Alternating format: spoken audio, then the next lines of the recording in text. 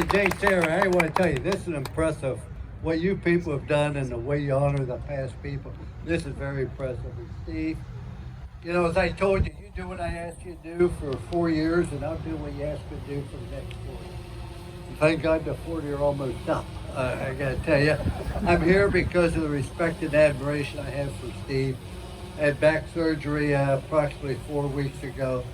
I'm flattered and honored to be here. And thanks for the beautiful introduction, but it's not the most impressive introduction I've ever had. I was named Ohio Valley Man of the Year.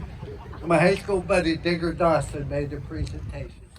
And I'll never forget, he said, only in America can it happen. The guy born into poverty with hard work and dedication rose to become one of the most respected people in the country. He said, I could go on and on about me, but I'm here to introduce Lou Holtz. So after that, I mean, it goes from there. So 10% of you will remember 10% of what I said 10 minutes after I said it. But I'm not going to preach to you. I'm not going to lecture to you. The thing I'm going to talk about are things I believe. I'm not going to talk about something I read about or heard about. These are things I believe at the bottom of my heart.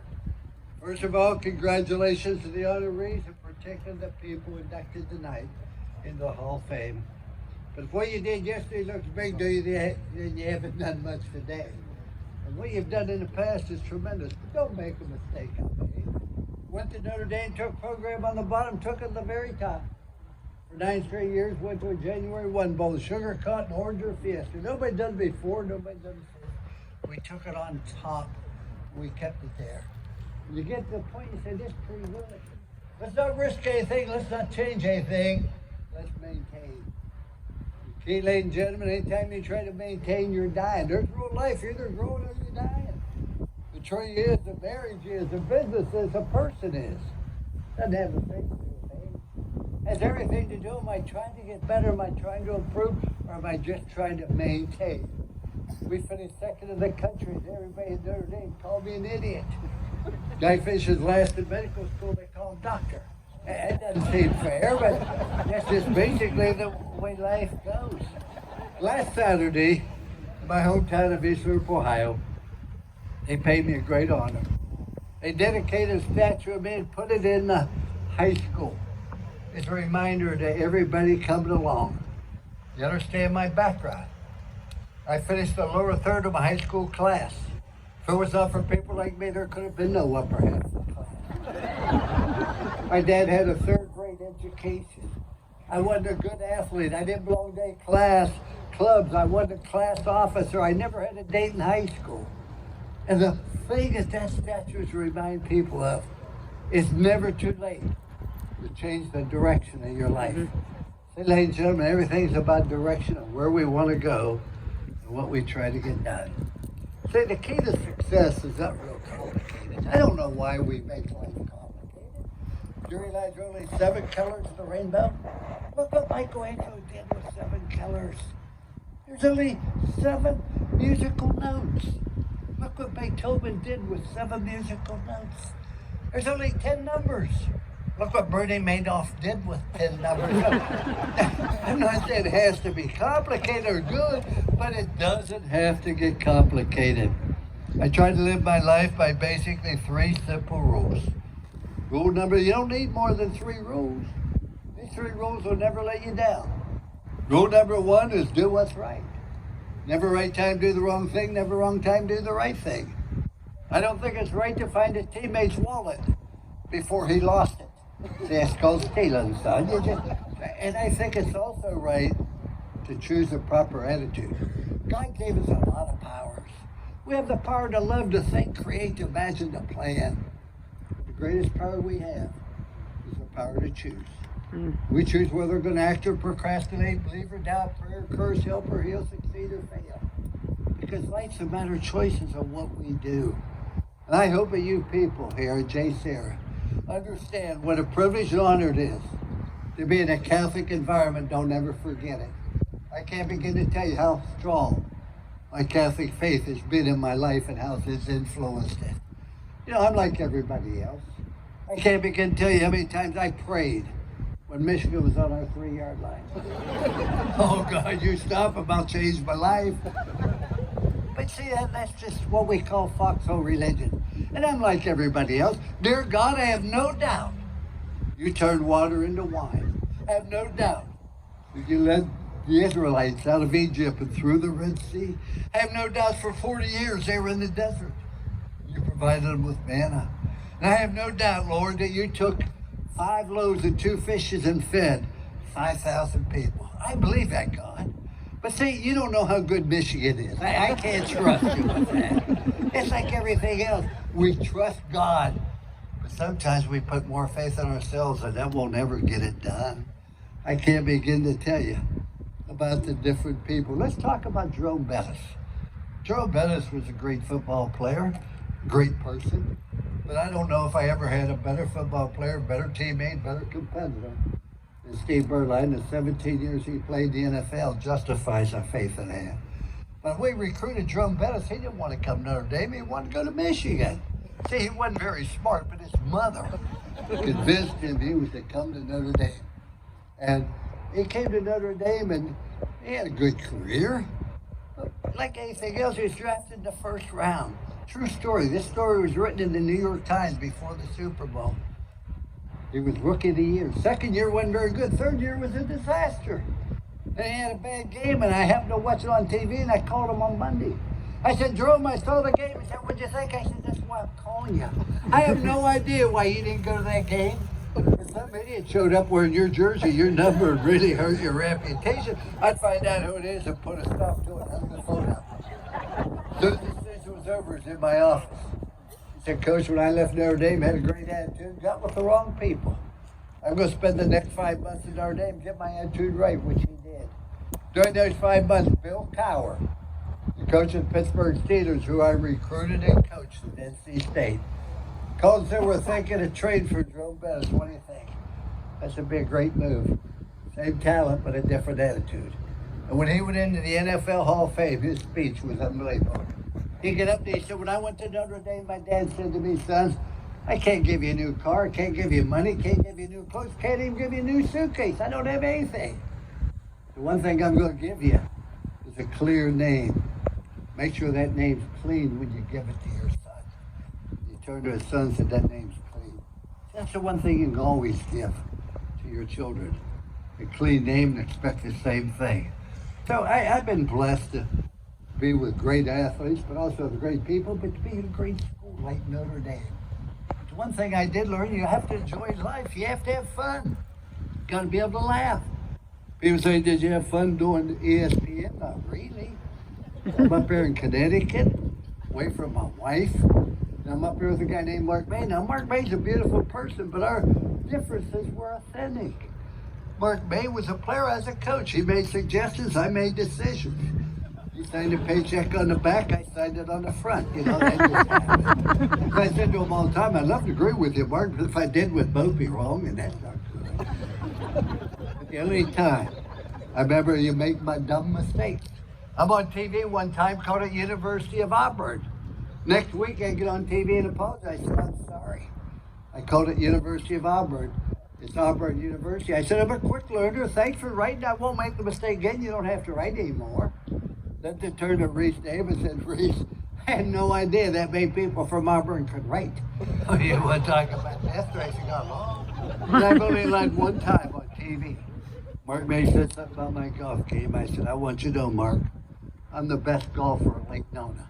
Now, we had 17 touring pros at Lake Nona. And I came back and they're all after me. They said, you're a lousy golfer. How could you say that? I said, let me tell you something. 300 members know I lied. 300 million people think I'm a hell of a golfer. And it's, anyway. And I can't help but think we're at Notre Dame and we're going to Sugar Bowl to play University of Florida, coached by Steve Spurrier. We're a big underdog. I felt we'd win, but nobody else did. I always want our team to be with their family on Christmas Eve. I think that's so critical. During those 2 days, I took my wife, my 4 children to Orlando. We went out to dinner. I have 4 children. They're all girls but 2, and I'm very proud of that. I also want to know that my family is my greatest accomplishment in life. When I received the Medal of Freedom, I said, that doesn't define who I am.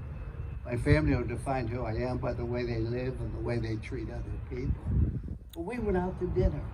And the waiter came up and he recognized me. You're Lou Holtz, head coach of Notre Dame, aren't you? And I said, yes, sir. And I took out my pen thinking he wanted an autograph. He said, let me ask you a question. What's the difference between Lou Holtz and Golf Pro? He said, what's the difference between Notre Dame and Cheerios? I said, I don't have a clue. He said, Cheerios belong in a bowl, Notre Dame doesn't. Ha, ha, ha. I'm rather competitive. We're in Florida, and I get mad. Then my wife said to me, you're going to let somebody you never met before, you never go see again, doesn't care a thing about you. You're going to let him ruin an evening because something stupid he said. She said, you cannot let other people dictate your happiness. She's absolutely right. I'd never see that guy again. My attitude changed. A little later, I called him back over and I said, son, let me ask you a question. What's the difference between Lou Holtz and Golf Pro? He said, I don't have a clue. I said, a Golf Pro gives tips, which he found out when the meal was over. You have to have a faith. I could talk forever. But the importance of rule number one, just do what's right. Get to rule number two. That is, do everything to the best of your ability. Ladies and gentlemen, not everybody be all American. Not everybody be all conference. Not everybody be first team. Everybody can be the very best you're capable of being. And we were ahead of Stanford. 17-0, we ended up losing the game. You know why we lost it? We had so much success that you start letting little things slide. You start lowering the standards. Now, once the team on Monday said it's my fault. I'm raising the standards. We had very physical practice, had an All-American guard, Aaron Taylor, who missed practice due to an injury. Then his place was second string left guard. Didn't take long into practice to realize the second string left guard was just going through the motions. I stopped practice. I said, what gives you the right to cause your teammates to fail? We have a goal and you have a rail. The other 10 guys are playing hard now with nothing to show for it because one guy's going through the motions. That's unfair. He couldn't give me an answer. Him and Hart, I was so mad. I said, go stand on the sideline and think about it. Third string left guard jumped in the huddle. I was so mad. I had planned. It was stupid. But I said, no, we're going to play without a left guard. We broke the huddle. The defense said, what do we do? I said, act like we have one. Rick Meyer takes the ball, gives the ball to Reggie Brooks, our tailback. Oliver Gibson comes through the vacant left spot. Hits Reggie Brooks as soon as he gets the ball. Tremendous nod. Moment of silence. Reggie started to moan he couldn't see it. Turned his helmet around. He was okay. Came back to the huddle. After 3 plays, they had open rebellion. I said, what's wrong? What's wrong? We don't have a left guard. I said, when did you notice? I'm tired of pretenders. I'm tired of imposters. I'm tired of impersonators. We played last Saturday with 8 players and 3 imposters. I'd rather have played with 8. Oh, we were lost. Right when they said, wow, if we had 11 like them, nobody beat us. We never lost again for the next 17 straight games, I think it was. See, ladies and gentlemen, the obligation we have to children, to a spouse, when we join a business. When your success or happiness doesn't become the most important thing, your obligation to your fellow citizens becomes more important than anything else. I could talk forever about rule number 2, but let me get to the third one. That show people you care. When that baseball team came up, they loved the coach. You know what? They loved one another. I watched how they hugged one another, even all these years. You build love in a family, love in a business, love on a football. You can't lose. Building a love and genuine concern for one another. As Mark Twain said, the 2 most important days of your life. One's the day you're born. The other day you discover why you're born. We discover we're basically born to help other people, put things in the proper perspective. My wife of 59 years died 2 years ago. She was a true saint. As I said, I don't pray for her, I prayed to her. But she used to get mad and said, how can you talk about caring about people with a bumper sticker you had on your car? I still have it in memory of her. She didn't like the bumper sticker. I thought it was funny. We go to 8 o'clock mass. She made me park in the back of the lot where nobody could see it. The bumper sticker said, Jesus loves you. Everybody else thinks you're an asshole. But care about people, loving one another. I keep looking at my watch because I could talk forever, but the time goes by so quickly. We won the national championship. We go to the White House. We come back at night on a charter plane. And I'm awakened at midnight by the police to tell me Bobby Satterfield had died of congenital heart defect. Bobby Satterfield had died. He's at the White House the afternoon, he's dead. I told the school operator, call every player and tell them I want a meeting at 7:30. They were all in a great mood. They thought I was going to resign. Why else would he call a meeting? And they came in. I said, man, last night Bobby Satterfield died of a congenital heart defect. One player passed out. Almost every player in that room wept real tears. If you're in that room, you couldn't tell Bobby Satterfield's white or black, offense or defense, first team, third team, from the East Coast to the West Coast, scholarship or non-scholarship. But you can tell the players lost a friend. Bobby Satterfield was a black defensive back from Los Angeles. Third team, walk-on. He wasn't a great player. I couldn't put on the film and say, which Bobby Satterfield win the game. Although I will be honest, every time he was in the game, I was confident we'd win by 40. Because if we weren't ahead by 40, he wasn't in the game. But the point I make, I love Bobby Satterfield because it's a teammate, not because of what he can do for him. Because when you learn to teach love, caring, that's where great things happen. Those are the only 3 rules I've ever had. Those 3 rules are important because number 1, if you do what's right, you're going to build trust. With trust, you can have a relationship. I had to have players I could trust. They had to be able to trust me. The only way you can build trust if both sides, that's the right thing. Second thing, you want to be around people, want to be great. The only way that's done is whatever you do the best of your ability, not because somebody's looking, it's the way you live, the way you believe. The last question everybody wants to know, do you care about me? Do you care about me because I can run or throw? Do you care about me as an individual? Ladies and gentlemen, those 3 rules I adopted 40-some years ago. That's what changed the direction of my life.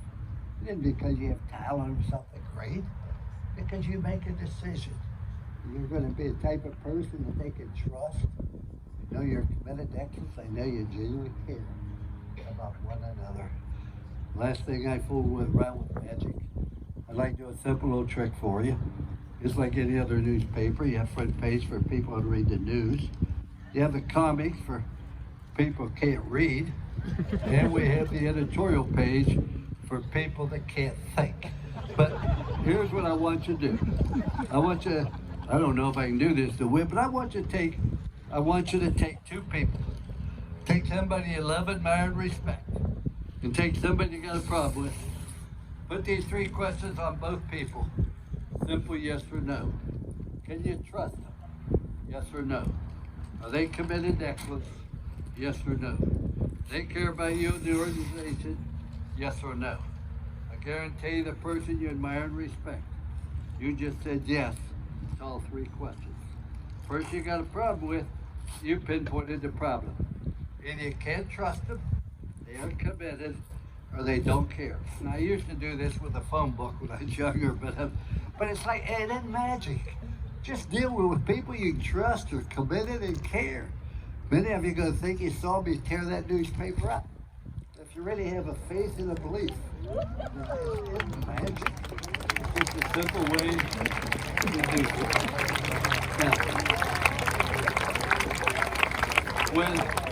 Now say this, when somebody does something wrong, remember this. When people need love and understanding the most, it's usually when they deserve it the least. And with millennials, I'd be a better coach today than I've ever been before because millennials are different. However, what you say to millennials is important, but what you say is not near as important as your tone of voice. Your tone of voice is not near as important as your facial expression. If I was coaching today, a guy fouled up, I'd put my arm around him. I'd say, Jim, that was a dumbass thing to do. You have no idea how mad I am, but you're going to find out Monday. They never feel then that you attacked them, but don't lower the standard. I appreciate the opportunity to be here. Congratulations. I'll tell you this. I've always believed that you can get anything done if enough people care. And the short history of JSerra, you've obviously had a lot of people that care about this school, and the path the people go to it. Being on the outside, very impressive. I've got to catch a red-eye back tonight because my grandson's getting married this weekend in Cincinnati, and I got to get there. I really appreciate y'all being here. Once again, wait. I'm here because of the respect I have for Steve Berline, and I'd do anything for him. And I leave you this very last thought. Want to be happy for an hour? Eat a steak. Want to be happy for a day? Play golf. Want to be happy for a week? Go on a cruise. And the beginning going on a cruise like being in jail, except you have a chance to drown, but that's what you want. Want to be happy for a month? Buy a new car. Want to be happy for a year? Win the lottery. Want to be happy for a lifetime? Put your faith in Jesus Christ. Follow those 3 rules, because if you didn't show up, people would miss you. The only people we miss, those we can trust, committed, and care. Thank you for having me. Congratulations once again, Dr.